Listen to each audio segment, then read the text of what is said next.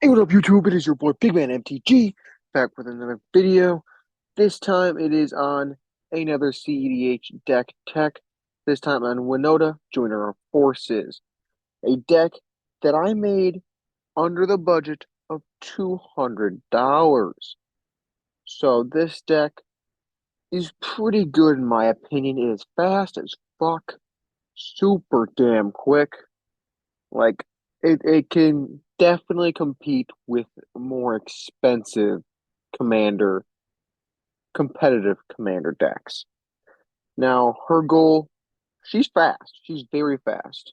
You cast cheap non-humans that are goblins or something, those 0 mana, like those little guys, and you attack with them, and you attack with those little creatures, and another little trigger for each of those little creatures that are attacking. So if you have four little goblins, let's say, just goblins attacking, they have to be non-human. Four goblins attacking, you'll get four separate Winota triggers, which is pretty damn good considering the fact that what she does is put human onto the battlefield, tapped and attacking, and they gain indestructible until end of turn. That's pretty good. And in this deck, we find ways to abuse that. So let's get right into it. Winota is a Boros commander. So Boros is really known for attacking. So she reads 4 mana, 2 colors of Boros, and then 2 colorless. Legendary creature, human warrior, a 4/4. Whenever a non-human creature you control attacks, look at the top 6 cards of your library. You may put a human creature card from among them onto the battlefield, tapped and attacking. It gains indestructible until end of turn. Put the rest of the cards on the bottom of your library in any random order. So, this deck is very, very heavy on the creatures. A lot of them are going to be humans, but also aren't going to be humans because Winota only triggers when a non-human creature you control attacks. So that means you gotta have some non-humans in there to get the humans. And we can do that in multiple ways. And this deck in CDH is a bit quick. It's like a snowball. That's why they call it snowball stacks. But this snowball goes really quickly while slowing down your opponents. So we have cards in there that slow down our opponents and speed us up. So we'll get into it right here. And a big human you want to hit is her. Now she reads, it's 5 mana, so stupid expensive, but we're looking to get it for free. Melee. Whenever this creature attacks, it gets +1/+1 until end of turn for each opponent you attack this combat, and she also gives other creatures you control melee. So she'll just make all your creatures bigger, essentially. Which in a very aggressive deck like Winota, that's what you want to see. Now he here protects Winota or some other piece you have in the deck. Protects your combo or something. This is a protector. Keep that in mind. But he also has the side benefit of also not being a human, so you can attack with him and get a Winota trigger.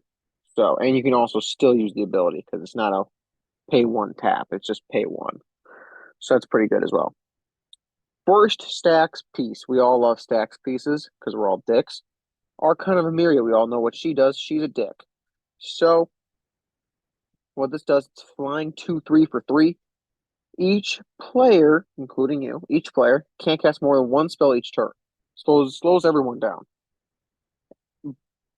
So, you're probably wondering, why am I slowing myself down? Because that doesn't really matter for us. We don't really need to cast our spells. Because we have Winota. Winota puts them onto the battlefield. She don't cast it. She don't cast it. She puts it onto the battlefield tapped and attacking, meaning we get around an Archon of Emiria. That means we slowed our opponents down while keeping us going. The snowball's coming in. This is why she's in the deck. Also, she's non-human, so you Winota trigger. Non-basic lands your opponent's control enter the battlefield tapped, slowing down our opponents. Stacks.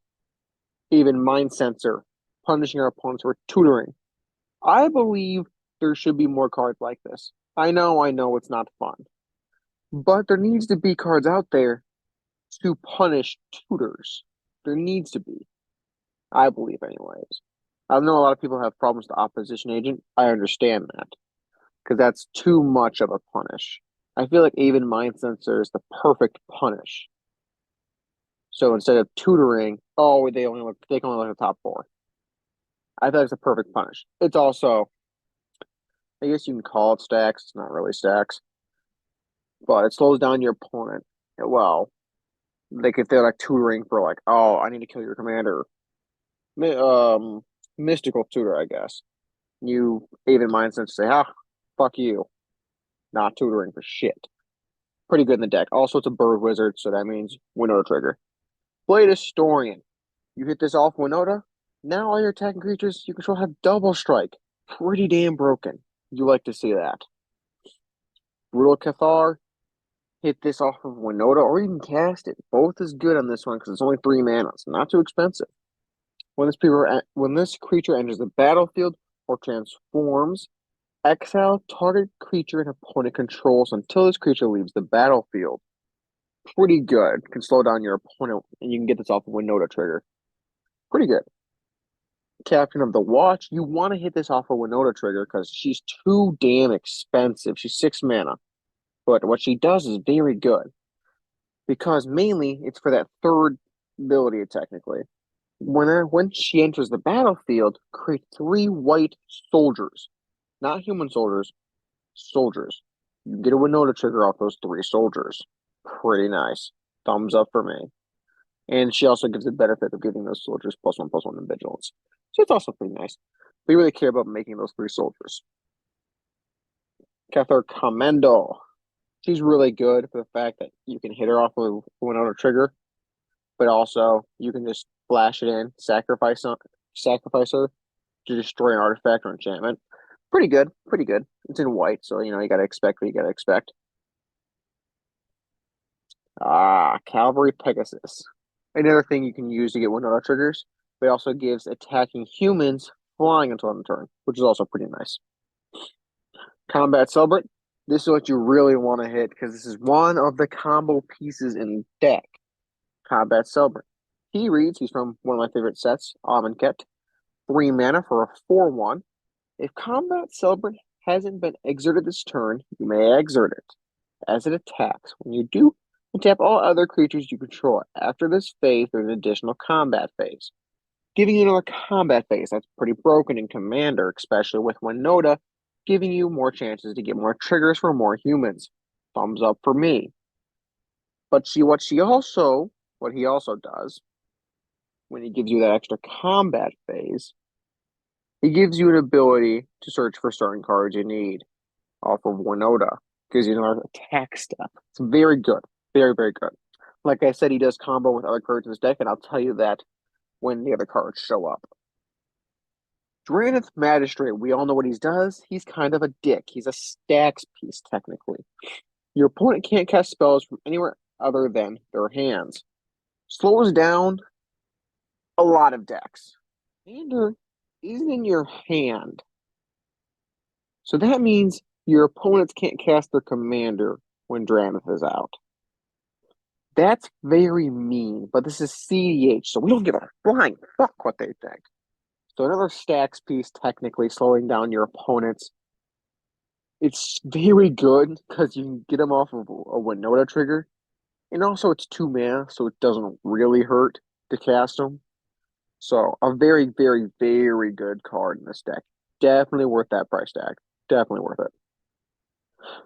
Ediana Rhetoric, a stacks piece. Also a spirit, so you can use them to get a Winota trigger, which is very nice. But they read, each player can't cast more than 1 spell each turn. Like I said, we don't have to worry about casting spells. We're 100% reliant on Winota. So don't really need to worry about that. Ether, Swarm, Alchemist. Each player who has cast a non-artifact spell this turn can cast an additional non-artifact spells. Stacks piece, 2 mana. You can get her off Winota. Pretty nice. Likes the stacks pieces. Geist Honor Monk. I like this card a lot. It is underrated in my opinion, especially in a deck like this where we get a shit ton of creatures out and fast. So one, if you get this off of a Winota trigger, she's tapped and attacking, which is also very, very nice because she will be big, or equal to the number of creatures you control. So she'll be big. She'll be pretty damn big. And also, when she enters the battlefield, you create 2 white spirit creature tokens with flying.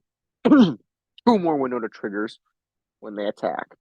Very nice. That's what you really care about, is getting those extra tokens that are flying and are non-humans. So you're getting more Winota triggers. Very good in this deck. Ginger Brute, 1 mana, non-human for 1/1. Haste, very good, especially when you have Winota already out and you cast it, because it has that haste. You can attack with it immediately. It's very nice, and it's very nice to turn 1 play. Not as good as a Soul Ring, but still pretty good. Better than nothing. Goblin Rider Maker. Goblin Warrior, 2 mana for a 2/2 with a couple of options here. You pay 1 colorless mana, sacrifice this guy, and you can choose 1. You have 2 damage to target creature, or destroy target colorless non-land permanent. Gives you some options there. You can hit some of them artifacts. It's basically what that can read. Or you can hit some, maybe an Eldrazi. You can hit a lot of things with this. There's a lot of options in that colorless area. You can hit a Soul Ring. You can hit, I don't know, an Eldrazi Monument. I don't know. You can hit a lot with this. It gives you an option here. But also it's a Goblin Warrior, so you can attack with it and get a Winota trigger.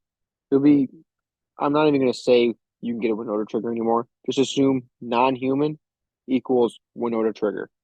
Let's just focus on that from now on. Goblin Rebel Master. He's a 3 mana 2/2 with lots of abilities that we like. So other goblin creatures you control attack each combat if able. Meh. We want to attack. We don't care about that.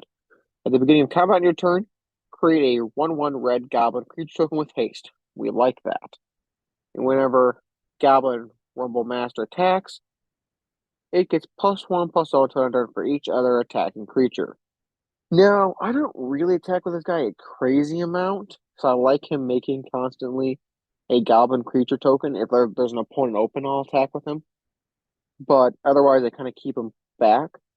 But he's extremely good for making these tokens that can, yet again, trigger our commander. It's very, very good for that reason. That's why it's in the deck. Golden Greyhound, non-human, 1 mana. That's why he's in the deck. And also, you can sacrifice him to add 1 mana of any color. Another Winota trigger guy. Golden Knight Commander. Now, this guy I personally really like.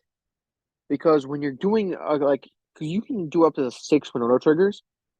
And if you get this guy first, and you get a couple humans after, you can get a maximum of +5/+5 to all the creatures you control. That's very good on an attack step. That's like a Craterhoof Behemoth, if you think about it. In white, which is also crazy, because I personally think white's pretty shit. But I also think if you put the right cards together, it can be the best color of all time. But that's if. It's a lot of ifs. A lot of ifs have to go together to make that happen. But I think white has the potential to be like that. Because it has all the pieces, but just needs a little bit more. I'm a little off track here. Back to the video here with Winota. It's very, very good. Very good card in this deck. It's a human. It synergizes with the deck. Hope of Gearper. Very good card in this deck too, because it's a 1 mana 1/1. All these cheap non-humans are in the deck for a reason, to get those Winota triggers. That's why he's in here. But he also has the side effect of being able to sacrifice to Hope of Gearper to make your target player who was dealt damage by the Hope of Keeper this turn not be able to cast non-creature spells. Now it's very limited. I don't know how much that will do for you, but it's very nice nevertheless.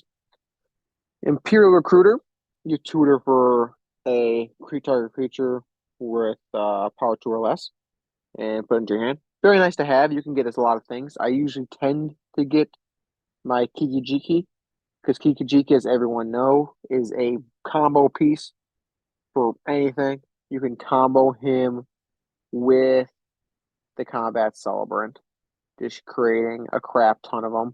Boom, boom, on constantly untapping, making infinite combats and getting infinite Winota triggers, getting all the humans out, and you're most likely going to win the game as long as you have infinite combats. So you're probably good there. So Kiki Jiki's in the deck for lots of reasons. It's a combo card. That's how you're going to win the game a couple of times. So it's a very good card. Very good card. Franco Tin Street Kingpin. A goblin, 3 mana for 1/2 that encourages attacks whenever he attacks. Put a +1/+1 counter on it and then create a crap ton of goblins. You know what that reads? More tokens, more Winota triggers. That's what we like to see. That's why he's in here. Lena, Selfish Champion. This is what you want to hit off that Winota trigger. It's a 6 mana thing. We don't want to really spend that 6 mana. We want to get that shit for free. When she enters the battlefield, you create a 1/1 white soldier creature token for each non-token creature you control. That reads, make a shit ton of creatures that aren't humans, more Winota triggers. What we like to see. And also, you have the benefit to sacrifice and creatures you control power less than Lena's power gain indestructible until end of turn. So you can protect your cheaper little things. Very nice to have as well. Loyal Apprentice, 2 mana, 2/1 human artificer with haste. And at the beginning of the combat on your turn, if you control your commander, create a 1/1 thaw. Wow. 1/1 colorless Thopter artifact creature token with flying. That token gains haste until end of turn. You'll be controlling Winota most of the time. You really want Winota out in the battlefield. That's basically your win con. So this reads, at the beginning of combat on your turn, create a 1/1 colorless Thopter artifact creature token with flying and haste. And that means a Winota trigger. Very nice to have as well. Magus in the Moon, stacks piece, very commonly known. A dick of a card, but you gotta love it. It's basically the Blood Moon on a human wizard that you can hit off Winota. Very good. Mirage Phoenix. Now this guy right here, you want to hit off Winota. All these expensive humans, you want to hit off Winota because who wants to pay 6 for this? He has Soul Bond. As long as he is paired with another creature, each of those creatures have, at the beginning of your combat on your turn, create a token of the copy of this creature, except it has haste and loses soul bond, exile at the end of combat. Wow. You'd think I'd be able to read, but I guess I fucking can't. No, this guy is pretty damn good for the fact you can basically go infinite with a lot more things in your deck. You can have infinite combats with him and the combat celebrant again. This is why he's in the deck. He's very good in this deck. He's very good. There's a lot of things you can do with him. You can also use it to you can use him for a lot of things, including copying your opponent's stuff. But mainly, he's a combo piece. You want to copy something you have and kind of go infinitely crazy, like with the combat celebrant going getting infinite combats. Mog Fanatic, 1/1 Goblin. We know why he's in there. Odric, a human soldier, a Winota trigger that lets you control how things are being blocked. Very good in CEDH because you can just say, "Hey, I'm going to kill your important commander because I choose how blocks happen." Ornithopter, 0 mana, 0/2, Winota trigger guy. Winota trigger guy plus a mana dork, which is very nice. Winota trigger guy. This guy is a kind of a stacks piece. He is a stacks piece. I don't know why I said kinda, but he's also a Winota trigger as well. When you enter the battlefield, choose a non-land card name. Activate abilities of sources with the chosen name can't be activated. So you can stop combos with this guy, and you can also stop a lot of other things with this guy. Very good card in this deck. This is where you want to get off a Winota trigger. It's very nice because it also creates two colorless Thopter artifact creature tokens with flying when it enters the battlefield, giving you two more possible Winota triggers. Professional Face Breaker. This guy is a fucking staple in red attacking decks. This guy's very good because when you attack all your opponents and they don't block, you deal combat damage, and that means you create a treasure. You get fucking influx of mana, but you also can sacrifice those treasures to get card advantage. This is what red needs, and it's a very good card in this deck because also you can get them off of the Winota trigger. Very nice. Remorseful Cleric, this is good against graveyard decks, and also it activates Winota's ability. Very nice to have. This is also another combo piece in this deck when you hit it off of Winota. So at the beginning of combat on your turn, create X tokens that are copies of another target creature you control, where X is 1 plus the number of instant or sorcery spells you cast this turn. They gain haste, exile them at the beginning of your next end step. So this is basically what it reads here. So X is automatically 1. So this is X would be is 1 plus the number of instant and sorcery spells you cast this turn. Well, let's take a look. We don't have a lot of instants and we don't have a lot of sorceries.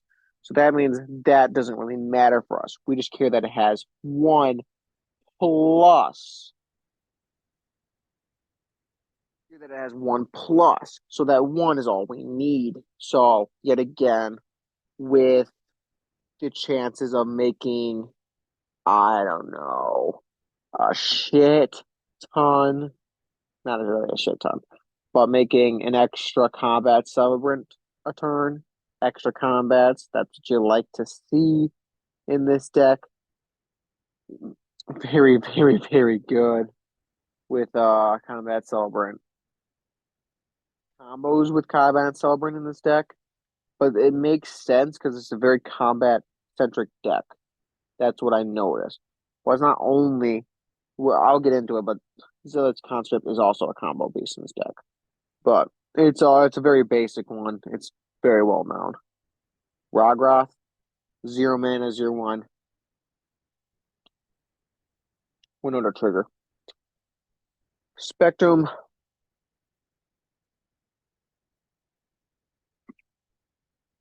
Sanctum Prelate enters the battlefield. Choose a number.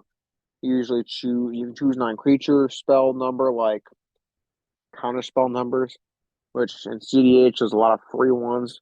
Or you can choose like where the combo might be. So you might choose like 2 mana for like a dramatic reversal effect. Or it's like with Isochron Scepter. But anyways, whatever number you tend to choose, non-creature spells with mana value equal to the chosen number can't be cast. Stacking out your opponents of playing certain spells is pretty good to have. And also you can get her off of Winota because she's a human. A creature that gets a Winota trigger. It's a 1 mana 1/1 dog. And also you can use Self of Spirit to get a Winota trigger, but it also protects your creatures, giving them all indestructible until end of turn, as long as you sacrifice the Selfless Spirit. Very, very selfless of her. Signal Pest, a Winota trigger. Civic Spirit Guide, you always remove him from the game. You never hard cast him. Remove him from the game, and that means exile. And you add a red to your mana pool, so you can fast. If that's your fast mana for cheap. That's not like you can't get a Mox Diamond because that's a lot more expensive than this deck. So a Simian Spirit Guide will do. So fast mana right there. Skirk Prospector. Also, you can get a Winota trigger off this guy, but he's also fast mana. You can sacrifice those tokens, or you can sacrifice him to get a little bit extra mana for future spells you can cast. Thalia's Lancers. You get this off of Winota, and you search for a legendary card. I usually, yet again, search for Kiki Jiki most of the time, but sometimes I will opt for something else, but mainly Kiki Jiki. Thalia, stacks piece, stacks in those non-creature spells, making them cost one more. 2 mana, 2/1. Legendary creature, human soldier. So works with the deck. You can get her off of Winota. Another Winota trigger type of guy here, a non-human. To help trigger Winota. Village Bellringer, that untaps all creatures you control. That's also extremely, extremely good. If you have a combat celebrant exerted and he enters to untap him, so you can get another combat, and you can use him to your advantage in that case to give you another combat. You tap him to put a creature token into play that's a copy of target non-legendary creature you control. So you can use Higijiki, tap him to make a copy of the Village Bellringer that then untaps all creatures you control. Repeat the process. So you can kind of untap your shit, tap, untap, and your shit, tap, untap your shit. Try to abuse the way there.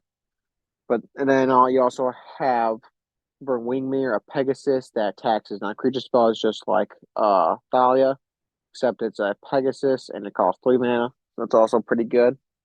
Zealous Conscripts, it combos with Kiki Jiki, constantly making a shit ton of these guys. But also you can use the shit ton of the Zealous Conscripts or something to untap, like because it only says gain control of target permanent. That means you can gain control of use something you already own. So it doesn't really matter. Then you can tap maybe your exerted combat celebrant or maybe gain control of something else. You never know. But Ego is infinite with Kiki Jiki. Now getting into the sorceries. Lucky Offering, destroying target artifact with mana value 3 or less. You gain 3 life. Very cheap, very efficient. Only problem is the sorcery. That's okay. We're fine with it. A Braid, destroying target artifact or dealing 3 damage for 2 mana in the instant slot. Pretty nice. Boros Charm to protect your creatures or giving them double strike. Those are the 2 ones you really want to focus on. Desperate Ritual, getting that little bit of fast mana. That's all you can ask for, especially in a cheap CDH deck. Mandate of Peace. This is a very good card, very underrated. Cast a spell only during combat. Your opponents can't cast spells this combat, or this. Your opponents can't cast spells this turn, and the combat phase. So I guess this is very good. For it's in these minute